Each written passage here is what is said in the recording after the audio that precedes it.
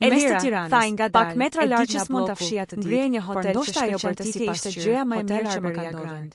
Nuk duket shumë romantike pasqyronte qytetin, dritat e makinave, kalimtarët, njerëzit që vraponin për punë. Të zbulova brenda çdo gjë ishte në harmoni të përkryer. Ajo i kapi dorën. Aroma e sapunit francez. Ishte ngrohtë, muzika e butë që vinte nga atë moment, as pasuria, as diferencat i lanin parashikime s'kishin më pesh. Ai hotel ishte krenaria e dy njerëz që kishin mësuar të ndjenin një burr rreth të 50-tave. Por lumturia i veshur gjithmonë me këmisha të bardha dhe orgje zeza. Leonardo u rrëzua papritur gjatë. Një njeri që fliste pak, fillimisht menduan se ishte lodhje, por analiza treguan diçka më të rëndë. Kishte ndërtuar pasurinë e tij me zemër i trashëguar, fillimisht duke punuar në emigracion, mjekët rekomanduan çdo kursion në biznese hoteliere. Kur Elira mori lajmin të gjithë për disiplinë dhe autoritet, shkoi me vrap nuk guxonte ti thoshte. Ai ishte në dhomën e parë, në njërin nga dhomat e katit të dytë punonte Aurela Beqiri, mos më shiko ashtu, i tha me duar të lodhura për të pastra, si të butë. Ajo i mbajti dorën gjithmonë në bishë. Nuk dua të humbas. Kishte 3 vjet që punonte në hotel, çdo mëngjes vinte para të gjithëve. Kam shumë vetë një çantë të vogël të zezë ku kishte dorashka detergjent. Operacioni u caktua për letra ku shkruante. Ai kërkoi që të mos shndronte jetë jotja. Do të shqetësoj velia që ja kishte ai me një buzëqasje të ndajë nga jeta. Jo, Aurela nuk ishte nga Tirana. Derisa të dalë. Kishte ardhur nga një fshat afër vetëm as për një minutë. Ku kishte lënë dy çdo natë flinte në një karrige bashkëshorti i saj, një shofer kamioni, kishte vdekur në një aksident. Infermierët filluan ta njihnin, ajo nuk kishte pasur asnjë zgjedhje tjetër veç se të gjente punë. Operacioni zgjati. Hoteli ishte bërë jeta e saj. Disa herë mjekët dolën me fytyra të tensionuara dhe çdo klient që kishte ardhur kirurgët dolën dhe dhanë lajmin se gjithçka kishte shkuar mirë. Elira u ishte ora 7 e mëngjesit kur Aurela hyri në hall me një shishe ujë. Ditët që pasuan ishin të vështira. Ai kolege nga Enida, më i qetë një vështrim të shpejtë dhe i përshpëriti. Një mbrëmje në dhomën e shpitalit i kërkoi ta afrohej. Mos u vono as një sekondë. Elira, kam diçka për të kishte një debat me menaxherin për një dhomë që ishte në gjendje perfekte. Aurela u lik kokën dhe tha që është një lutje. Po s'është ai zgjati dorën drejt secretarit dhe ngjori një unas të thjeshtë. Po doli para teje. Mos i dua martesë se mbrëm bërtiti për një goçë që kishte di që nëse nesër më ndodh diçka, dera e vetmja grua që ka qenë në zemrën time deri në fund, me dosjen në dorë, Elira u shtan. Lodhët i ndaluan te Aurela. Po, Leonardo, tha me një tonë të ftohtë. Edhe nëse s'ka dashur, ishe ti që kishe pastruar dhomën 204. Unë jam këtu. Aurela ngriti kokën, pak e shërimit. Ata u zhvendosin përkohësisht në një shtëpi të vogël pastrove mirë. Po sigurisht, larg gjurmës, larg njerëzve. Jo gjithmonë, aty jetuan ai me zeta plot thjeshtësi. Në dhomë gjetën një lexonte libra, ajo gatuante. Dhe në mbrëmje dilni në verandë dhe shikonin dritat që pasqyroheshin. Një hotel me 5 yje nuk funksionon. Por jeta sërish i vuri përballë një dileme. Ndoshta, një kompani nga Dubai ofroi Leonardo si një gjigant. Këtu nuk jemi në nivel global. Këtu çdo detaj ka të largohej për 2 vjet. Ti ke 3 vjet në këtë vend. Ndërkohë, Elira mori një ofertë çfarë të drejtuar një hotel në Shqipëri. Të gjithë në hall heshten. Ëndra çajo. Një vajzë të recepcioni u lik vendin e vet. Një kamarier ndaloi ti. Ishin 2 rrugë që ndaheshin. Aurela qëndroi në natë gjatë darkës që i ndritën nga turpi. Nëse të thotë vish me mua, tha me zë të ulësh. Nuk është justifikim, por ajo dhomë rezervua për një grup sheri i papritur. Pse? Se mora vesh sepse unë e di si është të humbas, tha ai çka për dik tjetër. Merr gjërat e tua, nuk dua që ti të humbas. Vesen për mua. Në atë moment, dua të jetoj si një gjethë e dikujt. Dua të di që mund të ngrihem vetë.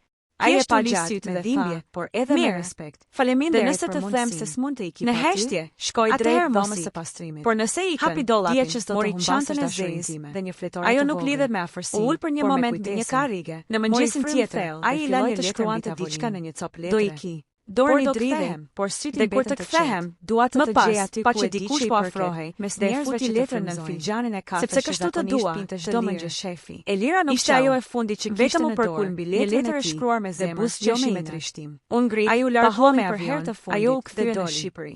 Askush nuk kaluan ngadalë. Kur erdhi ora, Elira ndërtoi një karrierë të zyrë për kafen e tij të përditshëm. Hoteli që drejtonte u bë nga më të njohurit, bashkë me një letër të palosur vajza të reja, i ndihmoi të mësonte, e mori me jepte mundësi, duke menduar se ndoshta Leonardo i kishte dhënë asaj. Por kur e hapi, shkronjët pas gati 2 vitesh, në oborrin e hotelit, në letër shkruaj: Zotëtarja faleminderit, ajo pa një fytyrë që se kishte harruar. Ndoshta ishte koha të largohej. Ishte Aisha, sepse lodhja pak më lejonte më të çeshja, por me të njëjtin shikim dua të dish se dhomën 204 e pastrave. Ai eci drejt saj, por shalli nuk ishte harruar nga unë. Ajo po drejt ishte harruar nga vajza që erdhi me afruan. Ai i tha thjesht: Nuk po e them për t'ju turpëruar. Por ajo i hodhi krahët dhe njerëzit si unë shohin, dëgjojnë, sepse ndonjëherë historia më e madhe që mund të jetosh është ajo që s'e planifikuar dhe di çfarë që nis me një bërtitje në mes të lokalit, por përfundon. Faleminderit që më mësove se respekti nuk blihet me para. Zoti të bekoft. Aurela, duart e Altinit u drodhen. Sytë ju erën për një moment. Askush në staf nuk dinte çfarë kishte lexuar, por fytyra e tij ndryshoi krejt. Ai doli nga zyra pa thënë asnjë fjalë. Dhe për herë të parë, stafi pa pronarin e hotelit të ulej në hall, në të njëjtën karrige ku zakonisht pushonin pastrueset. Ai që i kishte përzënë të tjerët, tani nuk dinte si të fshinte një njollë që se hishte dot më askush, atë në ndërgjegje. Pas asaj dite, diçka ndryshoi në ajrin e hotelit. Nuk kishte më zëra të lartë, as britma, as nervozizëm të panevojshëm. Ishte sikur ajo letër e vogël e lënë në filxhan, kishte mbjellë një lloj turpi të heshtur në të gjithë stafin. Në mëngjes, recepcionistja Enida vuri re që shefi nuk kishte folur me askënd. Kishte qëndruar në zyrë deri vonë, me një gotë ujë përpara, dhe askush nuk e kishte parë të pinte kafen që gjithmonë e kërkonte me orar fiks. Në korridor, punonjësit flisnin me zë të ulët. "E ke dëgjuar?" tha njëri prej tyre. "Ajo Aurela ka lënë një letër që i paska hapur barkun shefit." "Çfarë i ka shkruar?" "Nuk e di njeri, por dje pas shefin me sy të kuq." "S'besoj ta ketë prekur ndonjë letër e një pastruese," tha tjetri me mosbesim. "Ai është njeri i hekurt, po ndoshta s'ka qenë letër e zakonshme." Në orën 10 të mëngjesit Altini doli nga zyra. Nuk mbante më dosje në duar, as nuk kishte veshur kostumin e zakonshëm të zi. Kishte një këmishë të thjesht blu, e cila dukej sikur nuk i përshtatej më njeriu që njihnin. U ndal përpara stafeve, që u ngritën në këmbë instinktivisht. "Kush e ka pasur Aurelën në turnin e fundit me të?" pyeti ai. Enida u ngrit me droje. "Unë, zoti Altin. Më sini numrin e saj të telefonit." "Nuk ka telefon, zotëri." Nuk kishte asnjëherë. Vetëm një numër fiksi të shtëpia e motrës në Pogradec. Ai qëndroi për pak pa folur, pastaj tha: "Mira, e gjej unë." U kthye në zyrë dhe mbylli derën. Nga xhami u pa që mori një dosje të vjetër nga rafti i dokumenteve të punonjësve. Gjeti dosjen e Aurelës, ku kishte një foto të saj të bërë 3 vite më parë dhe një shënim të vogël, pastruese e përgjithshme e kujdesshme, pa ankesë, pa mungesa. Në atë fjali, në dorë shkrimin e dikujt tjetër, ishte shtuar me laps, njëri i qetë por shumë i heshtur. Altini qëndroi gjatë duke parë atë foto. Aty ishte një grua e thjeshtë, me një buzëqeshje të lehtë që mezi dukej, dhe sy të butë që sikur mbanin diçka brenda. Një ndjesi që ai nuk e kuptonte dot, por e ndjente. Në mendje i vinin fjalët e letrës. "Shalli nuk ishte harruar nga unë, ishte harruar nga vajza që erdhi me ju një mbrëmje më parë." Ju ngrit zemra. Kishte kaluar një vit që ajo natë kishte ndodhur, por askush se dinte. Një vajzë e re, e cila kishte qenë në hotelin e tij, e fshet për disa orë. Ishte një periudhë që ai kishte dashur ta harronte.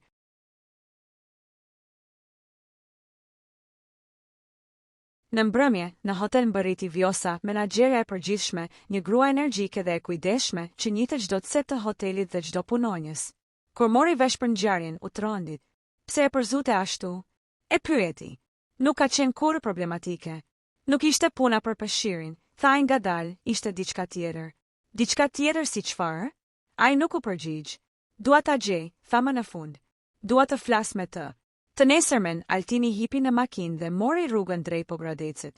Ishte hera e parë pas shumë vitesh që u thonte vetë, pa shofer, pa muzikë, pa askënd përbri.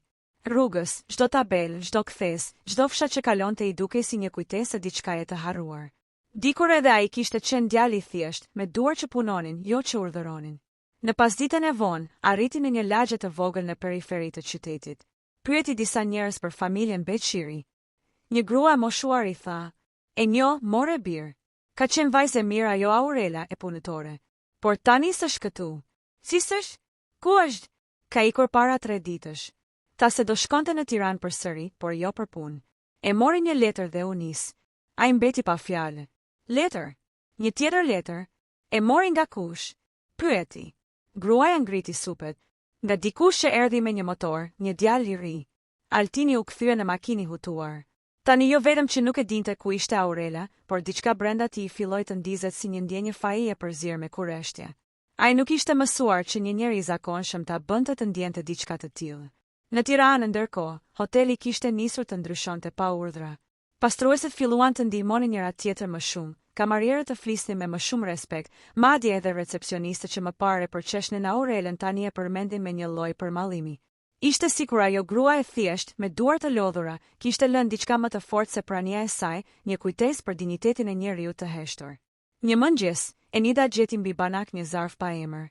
Brenda ishte një kopje e letrës që Altini kishte marrë, por në fund ishte shtuar një fjalë tjetër me dorë të njëjtë. Njeriu nuk bëhet i madh nga hotelet që ka, por nga mënyra si sillet me ata që i pastrojnë. Stafi filloi ta lexonte letrën fshehurazi, pastaj hapur, derisa u bë si një lloj mësimi i brendshëm. Të gjithë ndjen se ajo grua kishte lënë diçka që nuk harroi. Altini, ndërkohë, vazhdonte kërkimin e tij. Kishte kaluar një javë, dhe çdo mbrëmje e gjente veten duke rilexuar letrën.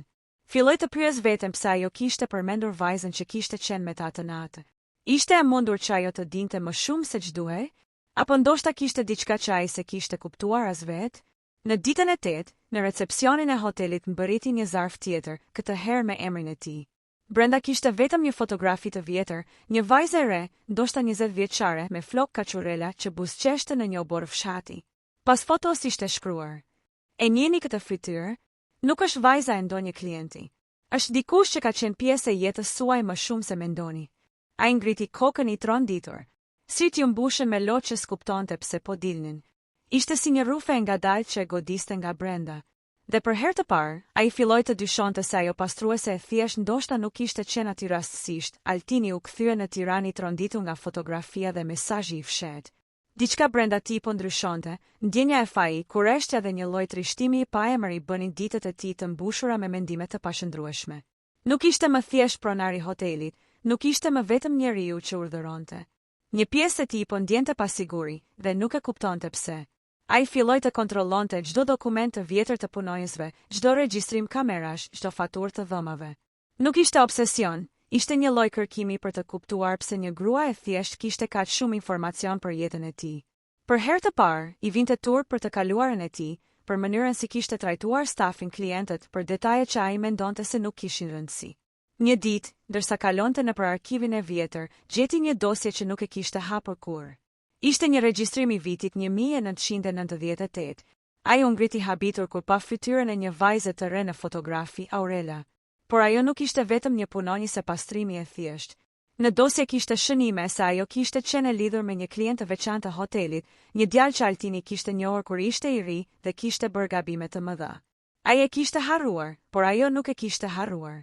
Në atë moment, Altini kuptoi gjithçka, letra, fotografia, fjalët e saj të buta, gjithçka ishte planifikuar që të mësonte atë të respektonte njerëzit që punonin për të, që shihnin, dëgjonin dhe ruanin sekretet e tij. Aurela nuk ishte thjesht një punonjëse, ajo ishte një lloj mësuese për të. Ai ndjeu një lloj trishtimi të thellë. Të gjithë ata që kishte përzën për gabime të vogla nuk kishin qenë fajtor, ai ishte ai që kishte humbur perspektivën. Dhe tani, ajo grua e heshtë po e detyronte të përballej me të kaluarën e tij. Pas disa ditësh kërkimi, ai e gjeti Aurelen në një kafene të vogël pranë lishenit të Pogradecit. Nuk foli menjëherë. U unë në tavolinën përballë saj dhe shikoi sytë e saj të qetë, të zgjuar, që i transmetonin një qetësi që ai nuk ishte provuar kurrë. "Aurela", filloi ai, por nuk e dinte çfarë të thoshte. Aurela e shikoi qetë, pa asnjë tension, dhe tha: "Zoti Altin, nuk është e lehtë të tregosh të vërtetën. Por unë e bëra, sepse ti duhet ta kuptosh se disa gjëra nuk blihen me para." Altini uli kokën dhe tha vetëm: "Të kërkoj falje. Nuk e kuptova atë që ke bërë për mua, dhe nuk e kuptova se çfarë kuptimi kishte puna jote." Aurela buzëqeshi lehtë. "Nuk bëra asgjë për ty. Bëra për ata që nuk kanë zë, për ata që bëjnë punë të heshtur çdo ditë." Dhe tani, mendoj se e kupton. Ai nuk foli më. Vetëm shikoi fytyrën e saj dhe ndjeu një ndjesi të re, respekt dhe falje. Për herë të parë, Altini kuptoi se një letër e thjesht mund të trondiste jo vetëm një njeri, por një hotel të tërë, dhe se çdo veprim i vogël ka peshën e vet në jetën e njerëzve. Kur u kthye në Tiranë, ai ndryshoi mënyrën si menaxhonte hotelin. Nuk bërtiti më, nuk përzuri stafin për gabime të vogla, por filloi të vlerësonte punën e secilit.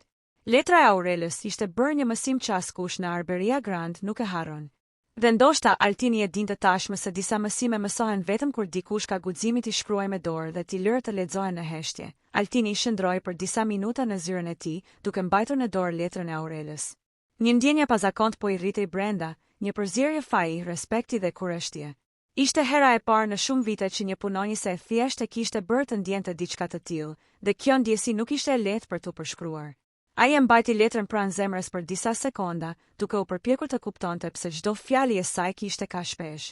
Gjithçka duke e thjeshtë, por për Altinin çdo fjalë ishte një paralajmërim, një reflektim i jetës së tij. Njeriu nuk bëhet i madh nga hotelet që ka, por nga mënyra si sillet me ata që i pastrojnë. Fjala pastrojnë nuk ishte vetëm për punën fizike. Ajo kishte kuptimin e respektit për të tjerët, për ata që nuk e shihnin dritën e reflektorëve, por punonin në heshtje.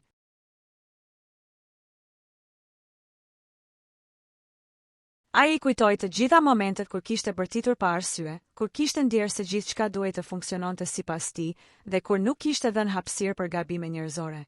Lotët I rridhnin pa e kuptuar dhe për herë të parë ndjeu një turp të thellë. Nuk ishte thjesht pronari I një hoteli, ishte njeriu që kishte humbur perspektivën e thjeshtë të njerëzve që punonin me zemër. Ai vendosi të udhëtonte drejt Pogradecit për ta takuar Aurelen. Ndryshe nga herët e tjera, nuk kishte më makinë me shofer, nuk dëshironte të mbahej pas komoditetit. Donte të përballej me të vërtetën në mënyrë direkte. Rrugës, çdo pemë, çdo obor fshati I kujtonte fëmijërinë e tij dhe ditët kur kishte qenë I thjesht, pa pasuri dhe pa arrogancë. Një ndjesi nostalgjie dhe trishtimi u përzier me kurreshtjen që po e shtynte të vazhdonte. Kur mbërriti në fshat, pyeti disa banor për familjen Beqiri. Një grua e moshuar e njohu menjëherë. Ah, Aurela? Tha ajo. Një vajzë punëtore dhe e qetë. Por nuk është më këtu. Ka shkuar në Tiranë para disa ditësh, tha se kishte punë të rëndësishme. Altini ndjeu një boshllëk brenda. Ai e kishte humbur kohën. Dhe ndërkohë, një ndjesi e panjohur filloi të lulëzonte. Kishte një pjesë të së kaluarës që ai nuk e kishte kuptuar kurrë, dhe tani po përpiqej ta kuptonte. Në Tiranë, stafi I hotelit po ndryshonte gradualisht. Pastruesit filluan të ndihmonin njëra tjetrën më shumë. Kamerierët flisnin me respekt dhe më shumë durim, recepcionistët kujtonin fjalët e Aurelës. Ishte sikur ajo grua e heshtur kishte lënë jo vetëm një mësim, por një trashëgimi morale që po transformonte ambientin e punës. Altini e gjeti Aurelen në një kafene pranë liçenit të Pogradecit. Ajo po pinte një kafe të ngrohtë, duke parë me qetësi ujërat që shkëlqenin në diell. Nuk foli menjëherë. Ajo ul përballë saj dhe shikoi fytyrën e saj të qetë, që transmetonte një lloj force të fshehtë. Aurela, filloi ai, por nuk e dinte çfarë të thoshte. Aurela e shikoi qetë. Zoti Altin, nuk është e lehtë të tregosh të vërtetën, tha ajo me zë të qetë, por të vendosur. Unë e bëra për të mësuar diçka që nuk mund ta kuptoj ndryshe. Ai ul kokën. Të kërkoj falje. Nuk e kuptova, dhe nuk e kuptova se çfarë kuptimi kishte puna jote. Nuk bëra asgjë për ty, tha ajo. Bëra për ata që nuk kanë zë, për ata që bëjnë punë të heshtur çdo ditë. Dhe tani, mendoj se e kupton. Ata qëndruan në heshtje për disa minuta, duke parë liçenin që reflektonte dritën e diellit. Ishte një heshtje që nuk kishte nevojë për fjalë. Një respekt I ndërsjell po linte mes tyre, dhe Altini filloi të kuptonte se çdo veprim I vogël kishte peshë, çdo fjalë kishte kuptim, dhe çdo jetë njerëzore meritonte vlerësim. Kur u kthye në Tiranë, Altini filloi të ndryshonte gjithçka. Nuk bërtiti më, nuk përzuri askënd për gabimet e vogla dhe filloi të vlerësonte punën e secilit. Letra e Aurelës ishte bërë një mësim I përjetshëm që askush në Harberia Grand nuk e harroi. Drita e diellit që hynte nga dritarët e mëdha tani reflektonte jo vetëm luksin e hotelit, por edhe respektin dhe humanitetin që tani dominonte çdo cep të tij. Ditët kalonin dhe Altini nuk e ndaloi kërkimin e të vërtetës. Ai filloi të kujdesej për çdo detaj që më parë e kishte injoruar, filloi të dëgjonte, të shikonte dhe të kuptonte njerëzit që punonin për të. Në çdo dhomë, çdo korridor, çdo tavolinë, ai shite një pjesë të Aurelës, jo fizikisht, por si një kujtesë për atë që kishte mësuar. Respekti nuk blihet me para, vlera më e madhe është e heshtura dhe e ndershme e të tjerëve. Një mëngjes, Enida gjeti një zarf mbi banak. Ishte e hapur dhe brenda kishte një kopje të letrës origjinale, por me një shënim të ri. Njeriu që ndryshon sjelljen e tij pas një mesazhi të thjeshtë, ka mësuar më shumë se çdo pasuri e fituar. Mos harro kurrë këtë. Stafi e lexoi letrën dhe ndjeu një ndryshim të thellë brenda vetes. Ishte sikur Aurela kishte lënë jo vetëm një mesazh, por një trashëgimi morale që do të mbetej për çdo punonjës që do të vinte pas saj. Altini, nga ana e tij, e ndjeu se ishte hera e parë në shumë vite që nuk ishte vetëm biznesmen, por një njeri që kishte mësuar një mësim të vlefshëm. Letra e Aurelës nuk ishte thjesht një fjalë shkruar, ishte një reflektim I jetës, I respektit dhe I ndershmërisë që mund të ndryshonte njerëzit, edhe ata më të fuqishmit. Disa ditë pas takimit në Pogradec, Altini nuk mund të largohej nga mendimet për Aurelen. Një pjesë e tij e ndjente brenda se ajo nuk kishte ardhur në jetën e tij rastësisht. Diçka më e madhe po lëvizte në ajër, diçka që ai nuk mund ta shpjegonte me fjalë. Në mëngjeset e hershme, ndërsa kalonte në korridoret e Harberia Grand, ai ndjente një boshllëk që nuk mund të mbushej nga luksit apo klientët e shtrenjtë, ishte boshllëk nga mungesa e respektit dhe vlerësimit të atyre që punonin për të heshtur. Vendosi ta ndiqte historinë e saj më me kujdes. Shkoi në arkivat e qytetit dhe pyeti banorët që e njihnin familjen Beqiri. E gjithë lagja fliste me respekt për Aurelen, një vajzë që gjithmonë kishte ndihmuar të tjerët, pa u ankuar që kishte sakrifikuar shumë për fëmijët e saj dhe kishte jetuar me dinjitet pavarësisht vuajtjeve. Ata I treguan se pasi kishte lënë hotelin, ajo kishte punuar në disa vende, por gjithmonë e qetë, gjithmonë e kujdesshme. Një njeri që nuk kërkonte lavdërim, por vetëm të bënte punën e saj me zemër. Altini kuptoi se letra nuk kishte qenë thjesht një mesazh për të, ajo kishte qenë një provë, një mënyrë që t'i tregonte se fuqia nuk matet me parat ose statusin, por me mënyrën se si trajtojmë njerëzit që nuk kanë mundësi të flasin. Një pjesë e tij ndjeu keqardhje për të gjithë ato vite që kishte qenë I ftohtë, I ashpër I padurueshëm ndaj stafit.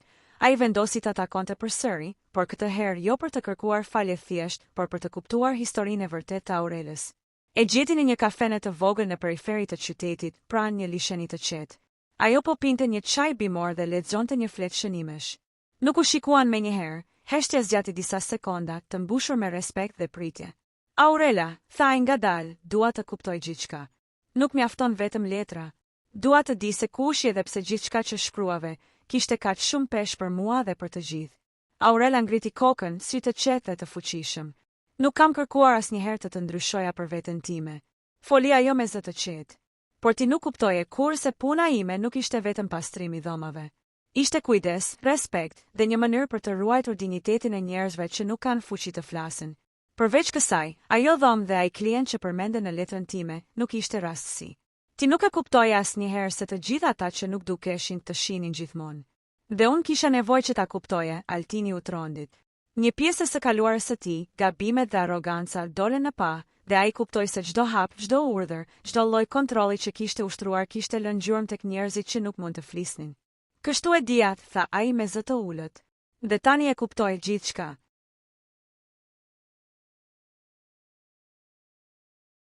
Aurela buzëqeshi lehtë, por ishte një buzëqeshje që përmbante tërë durimin e viteve të saj, sakrificat, vuajtjet, lodhjen, por edhe krenarin që nuk e kishte humbur. Tani, tha ajo, gjithçka që duhet të bësh është të mos harrosh. Njerëzit nuk janë të barabartë për të gjitha gjërat, por secili meriton respekt dhe mundësinë për të bërë gjën e duhur. Ai e shikoi gjatë, duke kuptuar se historia e saj nuk ishte vetëm një mesazh për të, por një mesazh për të gjithë jetën e tij dhe hoteli që drejtonte. Kur u kthye në Tiranë, Altini filloi të ndërmerrte ndryshime të mëdha, çdo punonjës kishte të drejtën të shprehej, çdo gabim trajtohej me udhëzim dhe jo me dënim, dhe stafi filloi të ndiej pjesë e një familjeje, jo thjesht punonjës të një biznesi. Dhe ndërkohë, Aurela, pa e ditur, kishte lënë një ndikim që nuk do të shuhej kurrë. Letra e saj, fotografia e saj dhe fjalët e saj qëndruan si një udhërfyes për çdo person që e lexonte dhe çdo person që punonte në hotel. Dhe për Altinin, ishte hera e parë që kuptoi se fuqia më e madhe nuk është të kesh parat ose kontrollin, por aftësia për të kuptuar dhe respektuar jetët e të tjerëve. Në javët që pasuan, çdo detaj I vogël në hotel u ndryshua. Stafi buzëqeshte më shumë, klientët ndjenin atmosferën e ndryshuar, dhe Altini, për herë të parë në shumë vite, ndjeu një lloj qetësie të thellë, si të ishte një njeri më I plotë, më I ndërgjegjshëm dhe më I lidhur me ata që punonin me të. Kur një mëngjes Enida e gjeti përsëri letrën mbi banak, këtë herë të palosur në një kuti të vogël druri, ajo e kuptoi se mesazhi I Aurelës nuk ishte vetëm për Altinin, por për çdo njeri që do të punonte në Arberia Grand.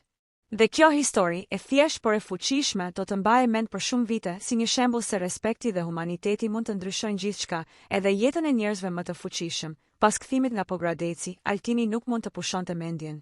Çdo ditë gjente veten duke reflektuar mbi letrën e Aurelës dhe mbi mënyrën se si kishte trajtuar stafin e tij për vite me radhë. Çdo zë që dëgjonte në korridoret e Arberia Grand I dukej më I rëndësishëm, çdo këmbë që ecte në pasqyrën e shkëlqyer të dyshemes duket se mbante histori të panjohura. Ai nuk ishte më vetëm pronari I hotelit, tani ndjente një përgjegjësi të thellë, jo për fitimin, por për njerëzit që e bënin atë të funksiononte. Në mëngjeset e hershme, kur dielli ndriçonte hallin e hotelit, ai ecte ngadalë mes punonjësve duke I vëzhguar me kujdes. Nuk kishte nevojë të fliste, vetëm I shikonte. Çdo buzëqeshje, çdo heshtje, çdo lëvizje I dukej se kishte një mesazh. Altini kuptoi se ishte e pamundur të ndryshonte gjithçka në një ditë, por mund të fillonte me vëmendje ndaj detajeve të vogla. Ndërkohë, në Pogradec, Aurela vazhdonte jetën e saj me qetësi, por jo pa sfida. Kishte punuar në disa kafene dhe hotele të vogla, ku askush nuk e njohte dhe askush nuk e çmoi atë siç e meritonte. Megjithatë, ajo nuk u ankua kurrë. Në vend të kësaj, shkroi disa shënime të vogla për të ndihmuar të tjerët që punonin në kushte të vështira. Shkruante për mënyrën se si një buzëqeshje e sinqert mund të ndryshonte ditën e dikujt, ose si një fjalë e thjeshtë e respektit mund të shëronte zemrën e lodhur të një punonjësi. Altini vendosi të vendoste një takim tjetër me të. Këtë herë nuk ishte më kurreshtje e thjesht, ishte nevoja për të kuptuar historinë e plot. E gjeti përsëri në kafenen pranë liçenit, ku ajo po pinte çajin bimor dhe po shikonte ujërat që shkëlqenin në diell. Kur e pa, diçka brenda tij ndryshoi. Kishte një qetësi të papritur, një ndjesi se gjithçka që kishte ndodhur deri atëherë kishte qenë për të quar këtë takim. Aurela, filloja ngadalë, dua të di gjithçka. Nuk mjafton vetëm letra. Dua të kuptoj pse gjithçka që shkruajte kishte kaq shumë peshë. Aurela ngriti kokën dhe shikoi drejt. Nuk ishte për ty personalisht, Altin. Ishte për ata që nuk kanë mundësi të shprehen, për ata që punojnë në heshtje dhe që askush nuk i vlerëson. Dhe po, ishte për ty gjithashtu, sepse duhet të kuptoje se fuqia nuk matet me pasurit, por me respektin që ke për njerëzit e thjesht. Altini uli kokën dhe ndjeu një ndjenjë faji që e kishte shtypur për shumë vite. Ai mendoi për të gjithë ato herë kur kishte bërë gabime, kishte urdhëruar pa arsye, kishte përbuzur njerëz që nuk kishin mundësi të reagojnë. Ndjeu dhimbje, por edhe një lehtësim të çuditshëm. Për herë të parë, kuptonte se kishte mundësinë për të ndryshuar. Tani e kuptoi, tha ai me zë të ulët. Dhe nuk do ta harroj kur. Aurela buzëqeshi, por buzëqeshja ishte ngarkuar me gjithë durimin e viteve, lodhja sakrificat, por edhe krenaria për mënyrën se si kishte vepruar. Tani ti duhet të vendosësh, tha ajo. Çfarë do të bësh me këtë njohuri? Kur Altini u kthye në Tiranë, ai filloi ndryshimet në hotel. Nuk bërtiti më, nuk përzuri askënd, dhe filloi të vlerësonte çdo punë dhe çdo përpjekje të vogël. Në çdo dhomë, në çdo korridor, ai shite një pjesë të Aurelës, jo fizikisht, por si një kujtesë për atë që kishte mësuar. Ditët kalonin dhe hoteli ndryshonte. Atmosfera ishte më e ngrohtë, më e njerëzishme. Klientët ndjenin ndryshimin dhe shumica e stafit ndjeu një lloj krenarie të re.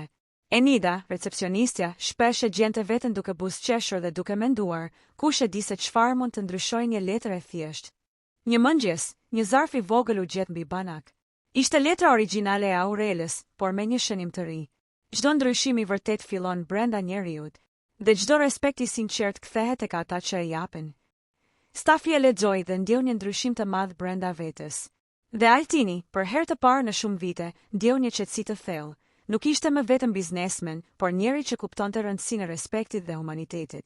Aurelës nuk i duhej të ishte pranë tij fizikisht, ajo kishte lënë trashëgimi më të madhe, një shembull se si një person i heshtur dhe i thjesht mund të ndikojë jetën e dikujt që duket i paprekshëm.